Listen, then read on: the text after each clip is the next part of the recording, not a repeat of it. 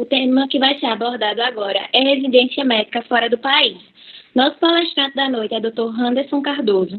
Ele é médico pela UFG, tornou-se residente-chefe em clínica médica pela Universidade de Miami, no Jackson Memorial Hospital, graduou-se em cardiologia pelo Johns Hopkins Hospital e atualmente é residente em cardioimagem Harvard.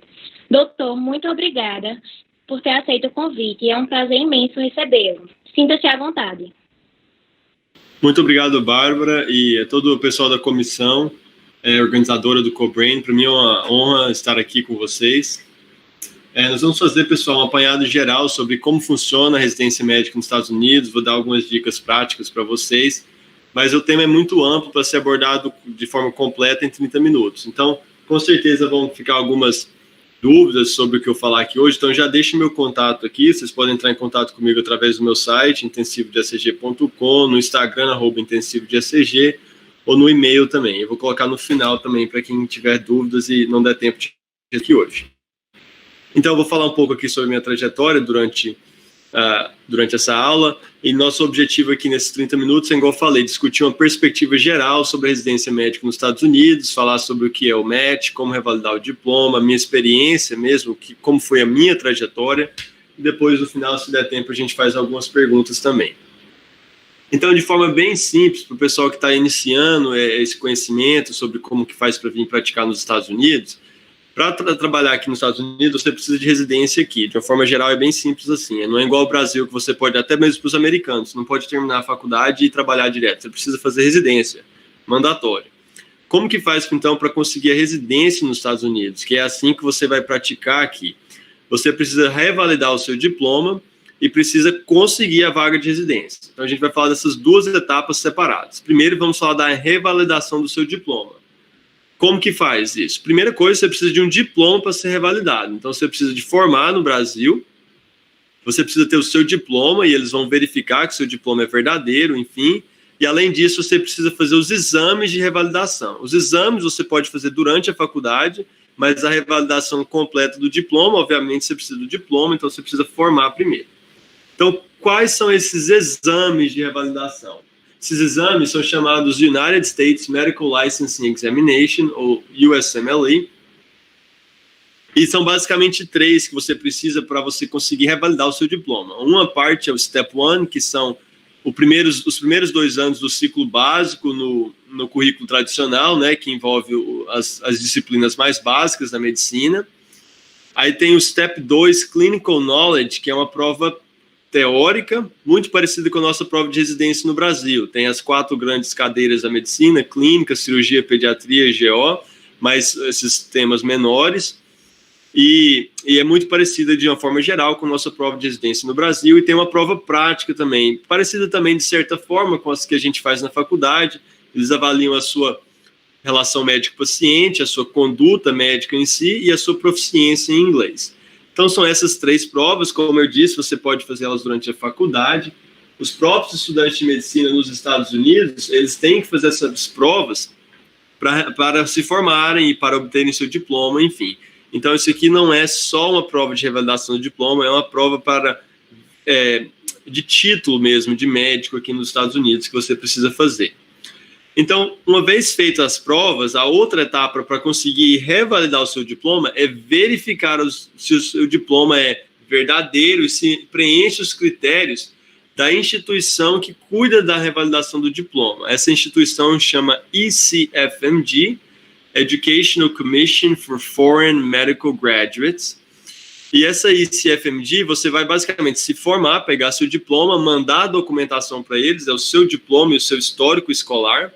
Aí eles vão avaliar isso aí e vão mandar de volta para a sua faculdade de medicina em um envelope selado, direto para o endereço da faculdade, para verificar se é verdadeiro o seu diploma.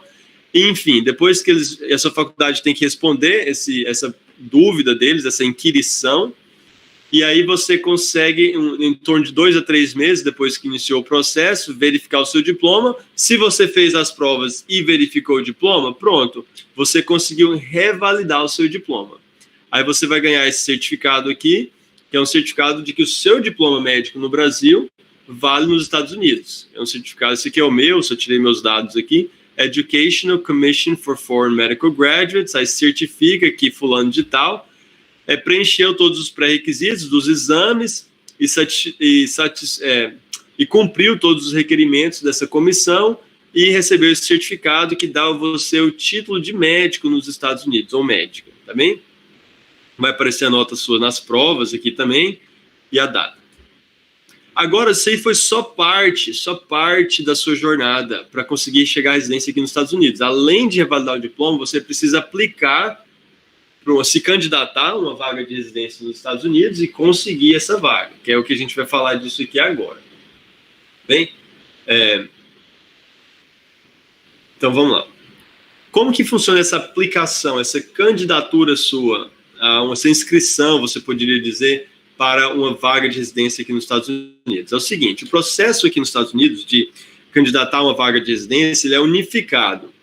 Como assim? Não é igual no Brasil, que vocês fazem prova só das clínicas da USP, aí você faz um estudo de clínicas de Porto Alegre, enfim, onde cada hospital e cada universidade tem o seu processo seletivo independente. Aqui nos Estados Unidos é unificado, tá certo? Tem uma instituição também que cuida disso aí, que chama ERAS, Electronic Residency Application System, tá bem?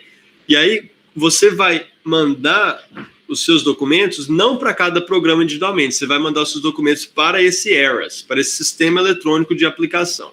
E o que exatamente você vai mandar?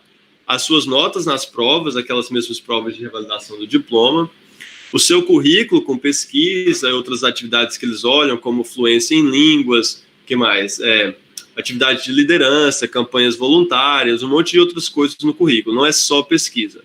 Tem uma carta pessoal que você escreve sobre sua pessoa, eu vou falar mais sobre isso, qual foi sua experiência nos Estados Unidos, cartas de recomendação, muito importante, e uma carta da sua faculdade de medicina detalhando seu desempenho na graduação. Então você veja que é uma aplicação muito, muito ampla, tá certo? Não é só uma prova de residência igual no Brasil e 10% do currículo. Não é assim, aqui é um processo muito mais amplo e holístico assim, do que simplesmente uma prova de seleção num dia só. Então vamos falar desses componentes individualmente, tá bem? O primeiro deles é as notas nas provas. Também eu falei de forma rápida sobre essas provas, sobre o conteúdo delas, quando eu falei sobre a revalidação do diploma. Agora eu vou falar da importância delas não para revalidar o diploma, mas sim para conseguir a vaga da residência. Então, essas notas nas provas, elas são o fator mais importante. De toda essa lista que eu coloquei aqui, que tem 7 componentes, ou 6 ou 7, ela é a mais importante, são as notas nas provas. Então, não vou entrar em detalhes como se preparar para as provas, isso aí seria um tema gigantesco para a gente fazer uma outra aula mais longa sobre isso, mas eu quero deixar essa mensagem bem clara. Quando me perguntam assim, qual dos fatores é o mais importante na aplicação, é as notas, disparado. Então, quando eu vejo pessoas que pararam pelo meio do caminho, que começaram essa trajetória que leva muito tempo, dinheiro e dedicação sua, e pararam no meio do caminho, a razão mais comum de alguém parar no meio do caminho não é, acabou o dinheiro, não não quero mais, eu quero ficar no Brasil mesmo, é simplesmente eu tentei a prova e eu não fui bem na prova. Então você tem que, se você quer mesmo investir nesse trajetório, você tem que ter bem claro na sua mente, você vai se dedicar e vai tirar uma nota excelente na prova, tá bem? Então, o que é uma nota excelente? Depende da sua especialidade, depende de onde você quer match, enfim, onde você quer a sua vaga de residência. Mas, de uma forma geral, eu recomendo para o pessoal tirar, no mínimo, 1 a 1,5 desvio padrão acima da média, tá certo? Então, vamos supor, eu não sei exatamente qual que é o último dado, assim, mas a última vez que eu vi, a média estava em torno de 230 para o Step 2, tá certo? E o desvio padrão, vamos supor que é 15 ou 20. Então, você tem que tirar, no mínimo, 250 para cima, tá certo? Para você estar um desvio padrão acima da média. Isso é fundamental. Isso aqui, pessoal, essas notas nas provas, elas são uma bênção para a gente que é estrangeiro, porque você tem que competir com pessoas que se formaram aqui nos Estados Unidos, que são cidadãos americanos, que não têm as burocracias de visto que a gente tem. Então, as notas oferecem um campo que é igual para todo mundo. A prova é a mesma para todo mundo, tá certo? Você está tendo chance de competir de igual para igual com eles. Então, aproveite essa chance, porque nas outras coisas você vai perder. Você não tem cidadania, você não se formou no Hopkins, enfim, independente de quão boa sua faculdade você vai estar atrás do estudante de medicina nos Estados Unidos em vários componentes. Mas nas provas, então, você tem que ir além, por isso que eu falo que você tem que tirar uma nota maior. Então, vamos falar um pouco dos outros componentes agora, se tiver mais dúvidas depois eu respondo essas outras dúvidas, tá certo? Um dos componentes da sua aplicação é uma carta pessoal que você escreve, geralmente de uma página, mais ou menos, falando quem que você é uma redação pessoal. Quais seus objetivos, qual especialidade ou subespecialidade você quer fazer, você quer fazer uma pesquisa em tal área, experiências relevantes sua na faculdade, o que te levou a escolher essa especialidade que você está aplicando, essas coisas assim. Então tem toda uma arte atrás disso aí, também seria uma aula separada, mas é importante entender que isso aqui faz parte também, é importante fazer isso aqui bem feito. Não porque isso aqui vai te destacar e vai fazer sua aplicação se destacar em relação aos outros, não, mas é porque um personal statement ruim destrói sua aplicação. Porque se você não souber escrever em inglês, se você não fizer sentido na sua carta, você pode ter as outras partes muito boas, mas você vacilou no componente importante, tá certo? Então, eu fui residente-chefe em Miami, como o pessoal falou, como a Bárbara falou na introdução, e lá eu participei da seleção de residentes, tá certo? Então, eu participei do comitê de seleção. E aí, a gente via que realmente a grande maioria das cartas era uma média ali, nem se destacava, mas ficava ali, cartas boas e tal. Mas quando você pegava uma carta ruim, aí ficava um red flag, ficava uma bandeira vermelha ali de alerta, porque essa pessoa aqui tem algum problema, tá certo? Não conseguiu escrever uma carta coerente aqui.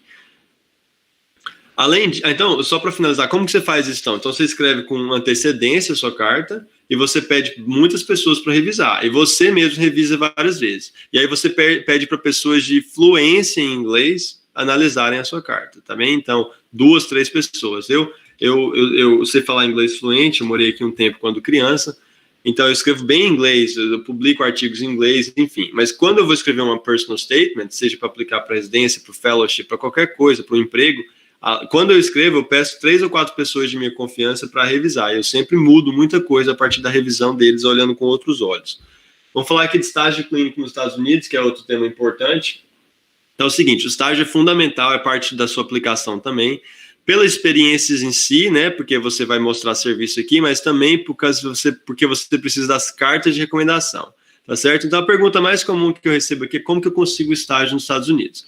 Tem 3 caminhos, basicamente. Você pode estar num hospital, numa universidade que tem um convênio direto. Por exemplo, recentemente eu descobri que a USP tem um contato direto com a instituição aqui em Boston, tá certo? Então você pode fazer isso.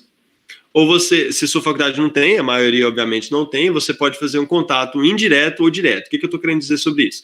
Contato indireto seria quando alguém na sua faculdade ou seu hospital trabalhou aqui nos Estados Unidos, fez pesquisa com alguém nos Estados Unidos, conhece alguém aqui e pode te encaminhar.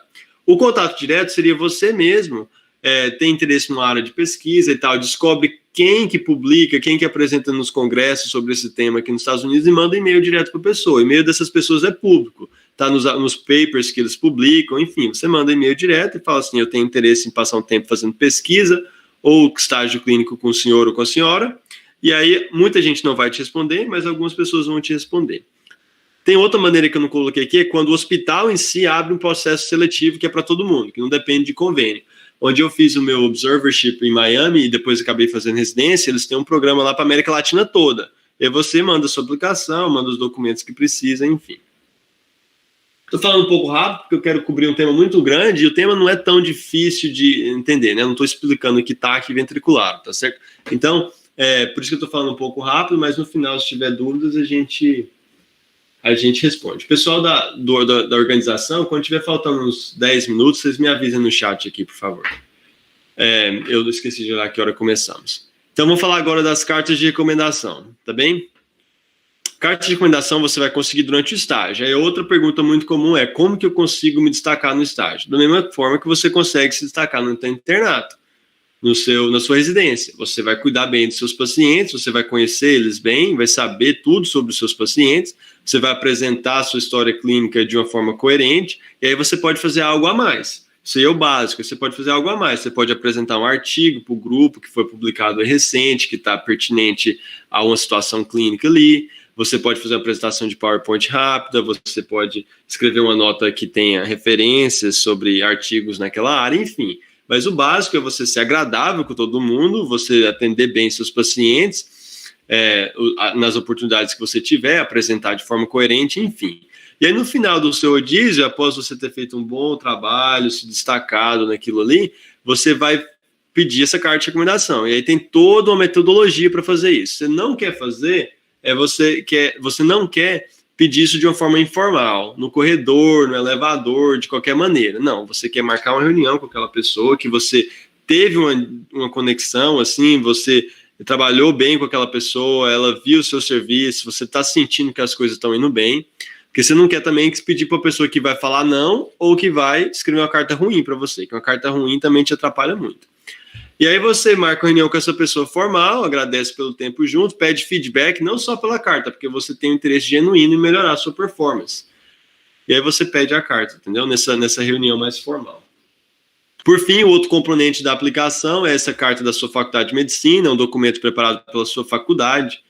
E aí eles têm um modelo, né, como fazer isso.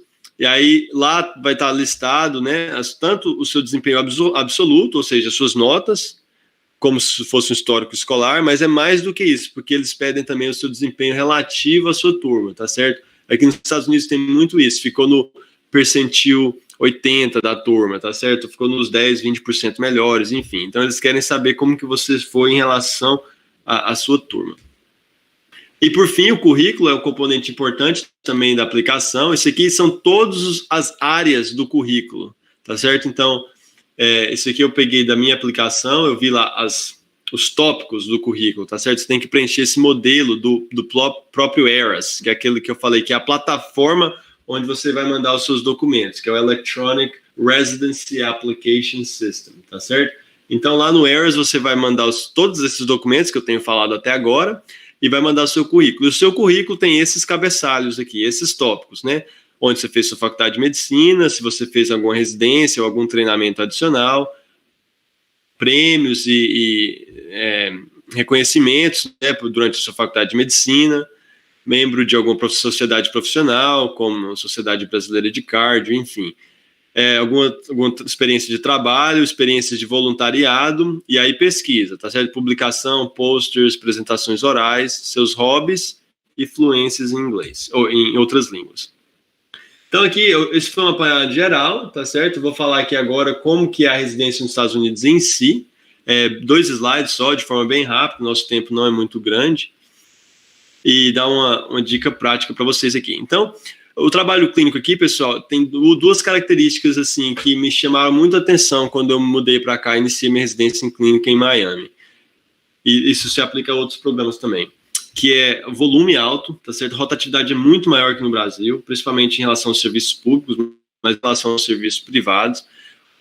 Salário não só de UTI, mas enfermaria, custa muito, tá certo? Para o sistema de saúde, então tem uma pressão muito grande para a tomografia ser feito rápido, tá certo? A cirurgia, o procedimento ser feito rápido, o eco transesofágico ser feito rápido, porque as coisas precisam girar aqui. Isso acaba transmitindo para você como residente. Você está vendo muito paciente, operando muito para quem faz cirurgia, então o volume é muito alto. Isso é bom demais para o seu aprendizado. Outra coisa que me chamou a atenção foi a autonomia, tá certo? Você pensa que você vai vir para cá e você não vai fazer nada, enfim. Vai ficar só observando. Na verdade, é totalmente contrário. Do dia 1, assim, você já é jogado assim, na linha de frente mesmo, tá certo? Com apoio. Outra coisa boa, isso você tem o apoio. Você tem o apoio do seu residente, como o CR1, você tem apoio do R2, ou R3, e tem também o seu chefe, né, o seu staff, enfim, que está sempre disponível, mas você que está fazendo o serviço. Se tiver dúvida, você pergunta, mas você tem uma autonomia muito grande. E aí tem outras coisas aqui, eu não vou entrar em detalhes aqui não, esse aqui também me chamou a atenção, todos os lugares onde eu passei, em Miami, no Hopkins, aqui em Harvard agora, as pessoas são muito gentis de uma forma geral, tá certo? Tem uma hierarquia grande, mas de respeito e admiração, enfim, mas todo mundo, de forma geral, obviamente, varia muito, mas todos são bem fáceis de conviver e acessíveis e tal, nunca tive nenhum problema de preconceito, nada disso, eu acho que eu fui muito bem tratado aqui. Essa aqui é uma dúvida do pessoal também sobre salário, custo de vida, tá certo? Infelizmente, você não pode dar plantão fora da residência, igual no Brasil, e a residência aqui é mais longa, então eu fiz 3 anos, vou falar agora, mas estou basicamente no R8, tá certo? Então é muito longo a residência aqui, e você não pode dar plantão fora da residência. Mas o salário da residência em si, é um salário que é bom, e dá para você viver aqui confortavelmente. Não vai ficar rico, mas você vai se dar bem aqui, vai conseguir pagar seu aluguel, viver bem, enfim. Então, o salário inicial varia de hospital para hospital, de estado para estado, não é igual no Brasil, onde é tabelado e tal, mas inicial em torno de 3.500, e aí vai subindo um pouco por cada ano, né? Eu estou no R8 agora, meu salário ele é para mais de $5.000 agora, então vai subindo assim, de forma até boa assim, ao longo do tempo. E esse dinheiro é suficiente para você se manter aqui, mesmo com um salário só, se o seu esposo ou esposa trabalhar, ajuda muito mais ainda, mas mesmo com uma pessoa só dá para sustentar uma família pequena, e dependendo da cidade onde você mora, isso é importante também. Então, por exemplo, quando eu morei em Miami, o aluguel era em torno de $1.500, essa é a faixa até hoje, entre 1.500 e 2.000. O aluguel é caro, mas o resto é barato. O carro é barato, a gasolina, a comida, tudo o resto é barato. Então, sei que esse dinheiro aqui dá para você viver tranquilo. Assim, não é nada de luxo, mas você vive bem. Agora, nas cidades mais caras, igual em Boston aqui, o salário é maior aqui onde eu tô, falei que é $5.000, mas o aluguel é $2.500, tá certo? Então, você $2.500 num quarto e um banheiro, enfim. Então, é bem caro o custo de vida em algumas cidades aqui nos Estados Unidos. Mas, de uma forma geral, esse salário na sua residência vai ser suficiente para você se manter aqui. Então, por fim, para fechar aqui, eu não sei quanto tempo que eu tenho de aula, mas eu vou falar um pouco sobre minha trajetória. Eu estou fechando aqui a aula, a gente responde algumas perguntas, se tiverem.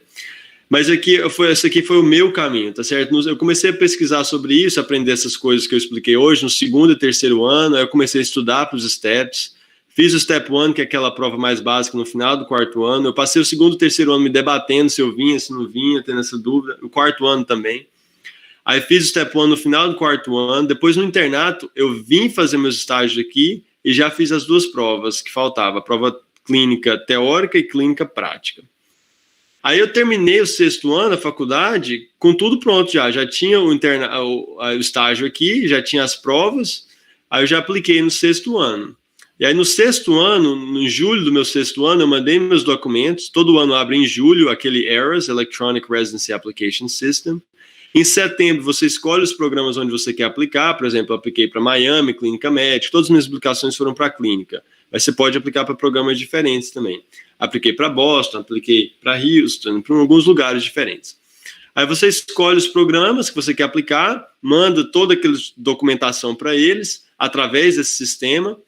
Eles mandam os convites para entrevista das aplicações que eles selecionam em outubro a novembro. Em novembro a janeiro tem essas entrevistas, aí em fevereiro tanto você quanto os programas vão ranquear. Você ranqueia os seus programas de preferência e os programas ranqueiam os candidatos de preferência deles. Num programa também que chama National Residency Matching Program, NRMP. E aí em março tem o matching, que você pode match, dependendo se você não conseguir uma vaga. Mas se você conseguir uma vaga, ela sai só para um programa, porque ela é unificado o sistema. E aí, em 1º de julho, você começa a residência. Eu saí da UFG, fui fazer minha residência em Miami, fiquei 4 anos lá, 3 anos de clínica, e depois fiz 1 ano de residente-chefe. Depois fiz cardio no Hopkins, onde fiz 3 anos de cardio, são 3 anos a residência de clínica e de cardio aqui. Aí depois fiz meu mestrado lá também. Durante o 3º ano ainda da cardio, eu fiz o mestrado na Hopkins. E agora tem 2 meses que eu estou em Boston, nesse hospital que chama Brigham and Women's, que é um dos hospitais da Harvard Medical School, para mais 2 anos de residência em cardioimagem. Então, acho que para fechar, eu vou falar disso aqui. Para quem tem essa dúvida que eu tive, se tenta ou não, eu recomendo muito isso aqui. Entenda como funciona o processo antes. Entenda quanto que custa, quanto tempo vai demorar, quais são os seus planos, e conversem com muita gente. Converse com quem se deu bem, com quem conseguiu, mas também converse com quem parou pelo caminho e ver quais foram os erros deles para você não cometer os mesmos erros. Pense sempre no lado negativo também, tem que balancear isso aí muito bem, um tempo e dinheiro significativo para tentar isso aí, não tem garantia nenhuma, você pode gastar muito dinheiro, 2, 3 anos nesse caminho e não conseguir a vaga, acontece infelizmente. Vai ficar longe da sua família por um tempo muito longo, a residência é longa aqui, é difícil voltar para o Brasil. Você ficar aqui muito tempo igual eu, ainda tem que lidar com visto e imigração, que é uma insegurança, e o treinamento é mais longo. Por exemplo, meus colegas que se formaram estão muito bem agora, sabe? Já tem 9 anos de formado já, e eu estou na residência ainda, tá certo? Então você fica uma gratificação muito tardia. Enfim, muitas coisas para se pensar. Eu vou terminar a aula aqui. Antes de falar a aula, só quero falar do meu projeto aqui, que é aí a gente responde perguntas, se tiver. 2 minutos só falando disso aqui. Eu criei um projeto que chama Intensivo de ECG, esse logo que está aqui durante os slides. E esse aqui nasceu de uma paixão minha por ensinar. Algo que me ajudou a progredir para os Estados Unidos, para Hopkins, para Harvard, foi minha paixão assim, por ensinar. Eu gosto muito de dar aula. Isso foi notado, as pessoas gostavam muito disso, me davam boas recomendações, enfim. E eu tive essa ideia de iniciar um curso de eletro no Brasil, porque eletro é muito mal ensinado na faculdade. Todo mundo, até vocês, assim, que querem neuro ou outras especialidades, vocês vão dar plantão de urgência. Vai chegar ataque ventricular, vai chegar o infarto com supra, vai chegar isquemia. Então, você precisa saber eletro. E na sua faculdade, ninguém te prepara para isso. Quando foi que alguém te deu, tipo, 50 eletros, 100 eletros para você laudar e conferir a sua resposta? Ninguém faz isso, não tem aula prática na faculdade. Então, eu criei o curso intensivo de ECG, que começa dos temas mais básicos, tipo o que é uma onda P, até temas bem avançados. Já tive residentes de cardiologia, de clínica médica, internos, alunos do 3º e 4º ano, que fizeram, todo mundo ama o curso, porque ele é do básico até o avançado. Tem 25 horas de carga horária, tem a apostila teórica e prática do curso, impressas, que eu mando para o seu endereço durante o curso. A apostila prática tem mais de 250 eletros que eu acumulei durante meus 8 anos aqui nos Estados Unidos, que eu gostava do eletro para ensinar o residente, para ensinar o estudante de medicina, e eu guardava ele. Então, são eletros especificamente para o ensino. Aqui são as apostilas, uma aluna fez esse vídeo aqui gravando as apostilas, essa aqui é a apostila teórica, ela vai mostrar aqui a apostila prática agora, enviadas para o seu endereço, tá certo? Essa aqui é a turma do 4º curso intensivo de ECG. Essa aqui é parte da turma, tivemos mais de 180 alunos, foi em junho. Aqui, não vou perder tempo aqui com as avaliações, mas se vocês entrarem no meu Instagram, vão ver que as avaliações são excelentes. E aqui vai ser o próximo curso, em outubro, são 17 horas de aulas ao vivo, 18 horas de aulas ao vivo e 7 horas de aulas gravadas, tá certo? E tem 2 turmas para você assistir no horário que for melhor para você. Tem uma turma no meio de semana e uma turma nos fins de semana. Esse aqui é o próximo curso, tá certo? Esse aqui são os lotes promocional, vai acabar hoje a inscrição do primeiro lote, mas quem entrar nesse link que eu criei aqui, não tem uma parceria direta com o CoBrain, eles não estão me apoiando nisso, quero deixar bem claro para que eles não fiquem chateados comigo, é só um benefício que eu criei para vocês mesmos, participantes. Além de estender até amanhã o lote promocional, eu dei um desconto extra para quem participou dessa palestra. Só entrar no intensivodecg.com/CoBrain, tá certo? Mas só vale até amanhã também esse desconto, tá bem? Então é isso que eu queria falar para vocês. Qualquer dúvida eu estou à disposição. Vocês podem entrar no site intensivodecg.com, no Instagram, no e-mail, e eu estou à disposição para responder perguntas aqui, tá bem? Tiveram 2 perguntas. Uma delas foi: o salário do médico nos Estados Unidos é maior do que no Brasil? De uma forma geral, sim. De forma geral, sim. O salário inicial, pelo menos, é bem maior aqui, tá certo? No Brasil, acho que até hoje, assim, quem é um médico mais de carreira, que estabeleceu bem no consultório, uma prática clínica, tem um nome bom como cirurgião, professor universitário, enfim, consegue ganhar muito bem. Mas no salário inicial, aqui ele é maior, de forma geral. Não só pelo câmbio do dólar agora, que está um absurdo, mas de forma geral. Então, vocês podem pesquisar isso aí, é público, tá certo? Mas se você digitar no Google aí, Average Salary Cardiology, Average Salary Neurology, entendeu? Você digita aí que você vai ver que os salários são bem melhores que no Brasil. Certo. E a outra pergunta foi: no caso em que a residência seja feita no Brasil, mas o médico deseja trabalhar fora, como deve proceder? Então, nos Estados Unidos, se você fizer isso aí, tem duas possibilidades. Se você quer vir para os Estados Unidos, aí você tem que ou refazer todo o treinamento, porque não tem como você praticar aqui sem ter feito a residência aqui. Existem raríssimas exceções, mas de uma forma geral não tem. Então, eu conheço gente que veio fazer tipo pesquisa, depois quis ficar na parte clínica e teve que refazer o treinamento, porque queria muito ficar. Então, esse é um caminho. O outro caminho é você fazer pesquisa aqui. Tem gente que fica fazendo pesquisa, mas aí você não atua como na parte clínica, assistencial, tá certo? Esses são os 2 caminhos, geralmente. Tá certo, doutor. Muito obrigada pela presença e por ter aceito o convite. E muito obrigada também pelo desconto para as pessoas do CoBrain. Por nada. Foi ótima palestra. Por nada. Qualquer dúvida, pessoal, estou à disposição no Instagram, no e-mail, entre em contato, tá bem? Tá certo. Muito obrigada e boa noite a todos. Tchau, tchau, pessoal. Tchau.